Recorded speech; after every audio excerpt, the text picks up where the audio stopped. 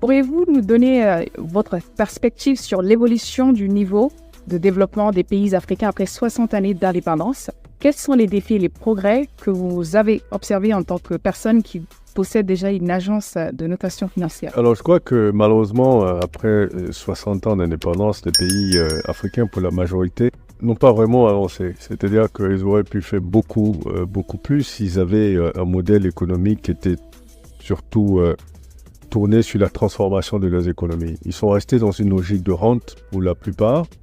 Et malheureusement, ils exportent leurs matières premières et ils collectent des fonds très importants, mais ils utilisent ces fonds-là pour importer tout ce dont ils ont besoin, tous les produits finis qu'ils auraient pu fabriquer chez eux. Donc, dans cette logique-là, ils restent toujours des pays sous-développés parce qu'ils ne produisent pas grand-chose. Et les développements, justement, c'est un peu ça. Même dans les pays développés, pourquoi ils arrivent à construire beaucoup d'infrastructures? Parce qu'ils ont beaucoup de revenus.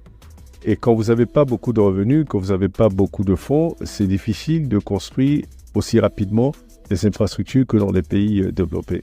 Ce qui devrait être fait aujourd'hui, c'est que les pays africains commencent à transformer leurs économies. Ça veut dire, vous prenez un pays comme la Côte d'Ivoire, par exemple, qui est le premier producteur de cacao. Et je suis un peu surpris quand même de savoir que le premier producteur de cacao va importer du chocolat de Suisse et de Belgique. C'est-à-dire que la Côte d'Ivoire devant en faire sa spécialité première. Le cacao permet de voir le chocolat, mais beaucoup d'autres produits dérivés, même des produits médicaux, même des produits cosmétiques, qui sont en termes de dérivés du cacao. Donc c'est peut-être réfléchi à une industrie de développement du cacao. Et pourquoi les pays africains ont du mal à contrôler les prix des matières premières sur les marchés? Parce que justement, ils exportent quasiment tout. Donc évidemment, ils vont inonder le marché de matières premières, ce qui fait que ceux qui consomment font des stocks et finalement vont décider ce qu'ils achètent pas. Donc ils vous donnent les prix, vous dites nous, on achète la tonne à tel prix, si vous voulez pas, on n'achète pas. La Côte d'Ivoire et le Ghana, les deux représentent 60% de la production de cacao au monde. Donc, si ces deux pays commençaient à dire, au lieu d'exporter 95% de notre production, on exporte 20% et on transforme 80% sur place. Évidemment, après, il faut créer un marché local et un marché régional. Okay? Les 20% qui vont exporter, finalement, vont certainement produire les mêmes revenus que les 95% qu'ils exportent. Pourquoi? Parce qu'ils vont rendre la denrée rare. Et comme la denrée devient rare, évidemment, elle devient chère. Vous exportez 20%, vous gagnerez autant que si vous exportez 95%. D'accord.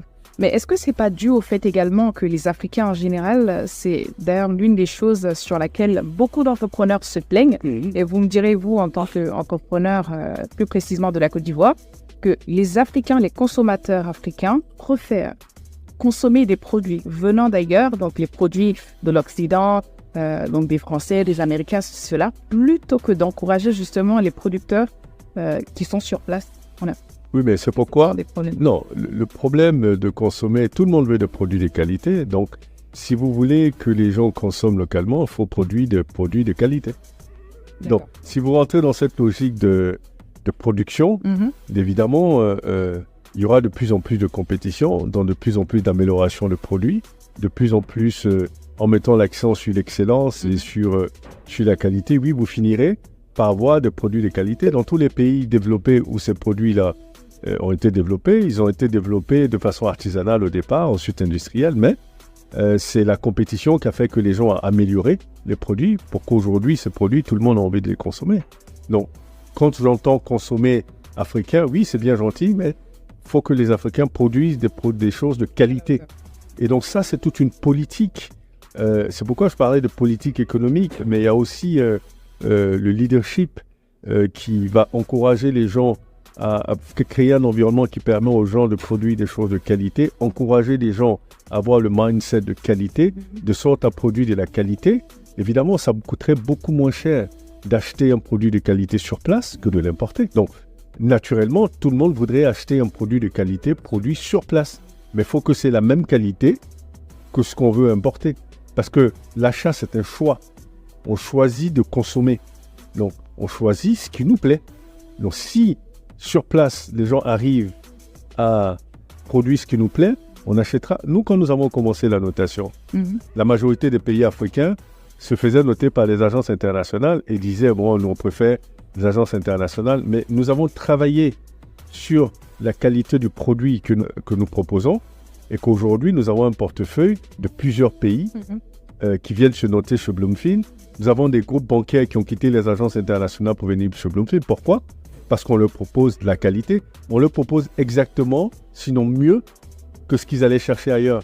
Et c'est ça la logique, en fait. D'accord. Très intéressant. Vous l'aurez compris, chers entrepreneurs. Alors, le retour de la diaspora sur le continent est en croissance en ce moment. Comment pensez-vous que cette immigration inversée peut contribuer au développement économique et social de l'Afrique ? Alors, je crois que moi, je suis celui qui encourage d'ailleurs de plus en plus le répatriement, comme on l'appelle, le repatriement dans des expatriés, des gens de la diaspora qui veulent revenir. Les gens de la diaspora qui reviennent ont un avantage significatif parce qu'ils ont vécu dans des pays développés où les choses sont structurées, où il y a l'exigence de qualité, l'exigence de sérieux, l'exigence du détail. Et donc, c'est une double culture qui leur permettrait d'exceller quand ils reviennent sur le continent. Et c'est extrêmement important. On constate aujourd'hui dans tous les pays développés que les afro-descendants sont limités. Ils sont limités dans tout ce qu'ils font parce qu'ils arrivent à ce plafond de verre où on ne leur reconnaît même pas leur expertise, ou du moins on le reconnaît à demi-mot. On leur rappelle toujours qu'ils sont noirs à un moment donné. Si comme on leur faisait une faveur de les mettre dans des postes qu'ils méritent d'ailleurs, parce qu'ils ont l'expertise, parce qu'ils ont travaillé dur pour, ils se heurtent toujours à ce plafond de verre. Donc revenir ce n'est pas aller à l'aventure, au contraire. C'est ici qu'ils sont à l'aventure. D'accord. Revenir sur le continent, c'est ce qui est normal. Et je pense que si chaque personne de la diaspora décidait de venir créer une entreprise en Afrique, avec ces avantages que j'ai cités, l'Afrique se développerait très rapidement. Et d'ailleurs, avec évidemment le concours de ceux qui sont sur place, emmener les best practices. Et je crois que c'est les Africains qui vont développer le continent africain, pas les Occidentaux. Ça, c'est extrêmement important de comprendre. Et pour ça, il faut que ces Africains-là rentrent sur le continent.